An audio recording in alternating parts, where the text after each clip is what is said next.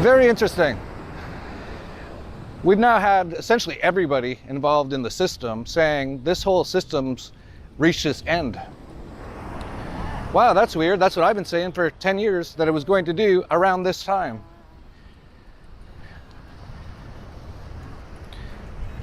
And if you don't really understand why this whole system is a complete and total joke, there was actually a MP in the EU Parliament about 6 years ago. I think his name is Godfrey Bloom, who quite eloquently stated, every now and then you get someone who states the truth in these places. Of course, they're laughed at and mocked. But here's how he puts it. All the banks are broke. Bank Santander, Deutsche Bank, Royal Bank of Scotland, they're all broke. And why are they broke? It isn't an act of God. It isn't some sort of tsunami.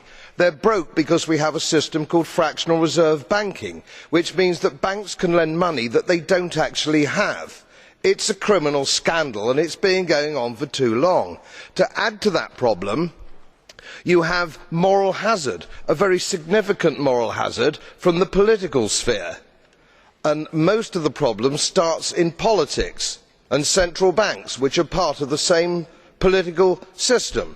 We have counterfeiting, sometimes called quantitative easing, but counterfeiting by any other name. The artificial printing of money, which if any ordinary person did, they'd go to prison for a very long time.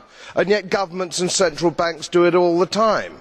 Central banks repress the amount of interest that rates are, so we don't have the real cost of money. And yet we blame the real retail banks for manipulating LIBOR.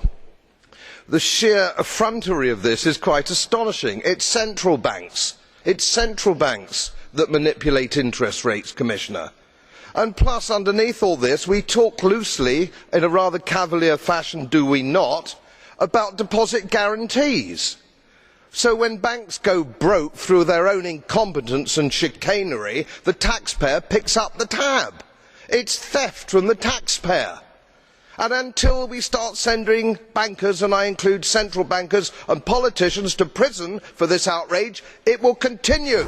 So that's the banking system as it exists today.